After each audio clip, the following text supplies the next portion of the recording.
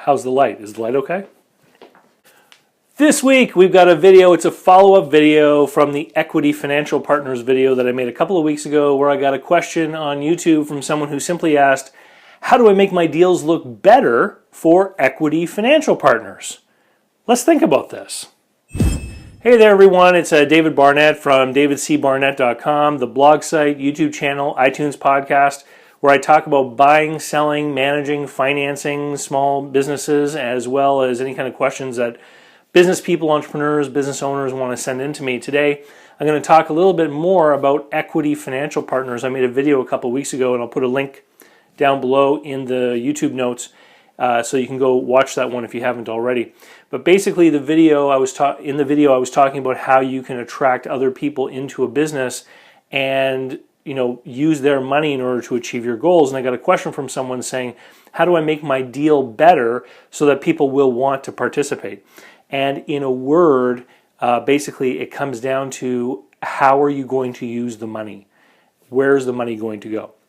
So let me tell you a little story, and it actually relates to another video which is many years old on this channel, which was the mini storage mess video, I believe it was called, where I talked about how some zoning rules and building permits foiled my attempt, along with some partners, to build a mini storage business.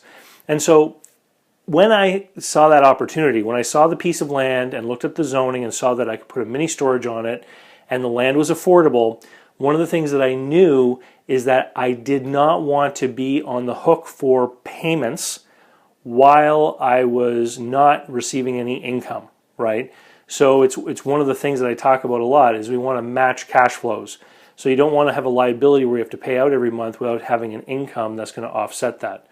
So what I decided to do is I went around, I made several phone calls to people, I created a plan, a budget, and we were going to need, and the numbers are from years ago, remember, so we were going to need like 50 grand to buy the land, and then we were also going to need some more cash for operating expenses, and then we were going to need the down payment on the building part, because eventually we would have a mortgage on the building. So I believe I raised about $80,000. So what I did is I started calling people and I said, I have a plan, and this is what I'm going to do. I'm going to raise money to buy this piece of land with no mortgage, and then we're going to get a mortgage to build the building, and then when the building is open, we can then have customers and we'll have cash flow to service the mortgage. And so I literally made 9 phone calls to people that I knew and managed to raise $80,000, with the biggest investor, I think, having only put in about 15 grand. So really a bunch of people threw in some money, and we bought the land, and then we went through the whole rigmarole of the zoning issue and the building permits. And you go back and watch the mini storage mess video if you want to see what happened. But essentially, I was sitting there now with a company that had a bunch of partners. They'd all put in money.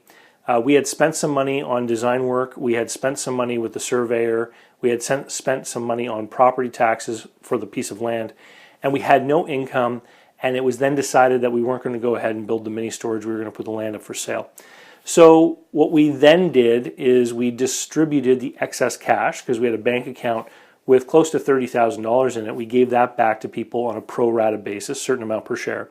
And then we actually ended up, it took us about 1.5 years to sell the piece of land. And then when we got that money, we distributed it to the shareholders and we wound up the company. Now, here's what happened at the end, and I remember this number very clearly. Everyone got about 87 cents back for every dollar that they had put in. So there was a loss. That's right. No question, there was a loss. But what had propelled people to get into business? Number one, these were all people that knew me, so they knew that I was a smart guy and I probably knew what I was doing, and that they trusted me, right? So that was number one. But number two, what was the money for? It was going to buy a piece of real estate and sit in the bank. So it's not like I was going to use the money to put television ads on that may or may not draw people into my business and increase my sales and profits.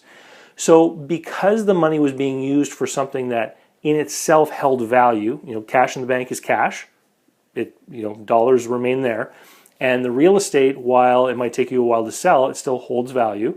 So they knew that if things didn't work out, there was a good chance they would get their money or most of their money back. And so those two things together, their confidence in me and the fact that the money was being used for something that was durable, meant that they were comfortable doing the deal. So if you're in business and you're trying to grow, or you're trying to acquire a business and you go looking for these equity financial partners, that's the very first thing that we have to consider if we're going to make our deal more attractive to them, is what are we going to be using the money for? So for example, if you were going to expand an existing business and you needed to have more machinery, equipment, or inventory, then what you could say to people if they were going to invest equity in your business is you could say, I'm going to use the money for inventory, so it's going to remain like a durable thing that's going to turn over and produce cash. And that may be a lot more palatable to investors than, say, a restaurant saying, I'm going to invest in creating a new menu, having them printed, and doing an ad campaign. Because once that money's been spent on those things, if it doesn't work, there's nothing then left to get our hands on in order to try to recoup some of that investment or liquidate or what have you.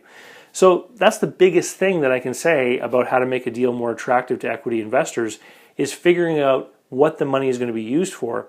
And of course, ultimately, if the money is going to be used for something really durable, like a piece of machinery or a vehicle or what have you, then as the owner of a business, we have to ask ourselves, why do we want to have other equity partners come in when we could probably use some form of debt, which is then backed by that asset, and give the person ultimately a lower rate of return.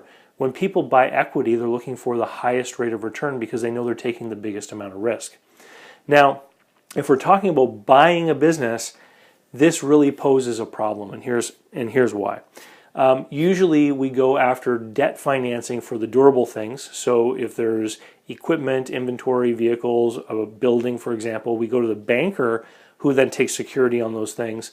And the part that we're trying to get equity for, is basically the part after that, the goodwill, the intangible sort of value. And that's what makes it so difficult to attract those equity investors, is because we're not left with anything that we can really offer them. I have seen successful deals where people have been able to put together a deal to buy a business, and then they've attracted some other debt or equity investors to come in after the transaction to help finance an expansion.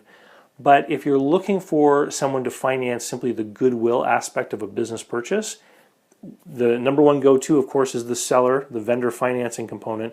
But if we need more equity, then it's likely going to have to be people that simply believe in you and believe in the project. And believing in the project is going to come down to looking at what the previous owner has done and if he's got a solid record of sales and cash flow.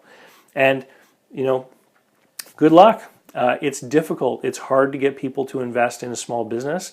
If business was easy, everyone would be doing it. And like I always say, if you can't seem to find anyone willing to put up some money, sometimes that's a great indication that it's time to pause and re-examine the risk profile of the whole deal, because maybe they're seeing it in a way that you should contemplate as well. If you are thinking about buying a business and you haven't already, you should go over to businessbuyeradvantage.com, sign up for my online course.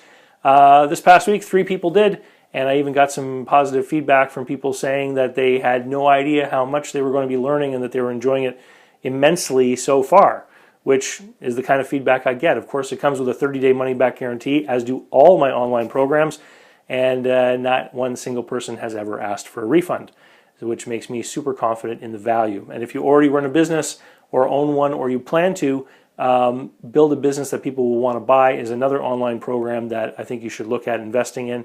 And you can find that at easysmallbizsystems.com. Thanks to everyone. Don't forget to sign up for my email list, and you can find that over at my blog at davidcbarnett.com. Thanks, and we'll see you soon.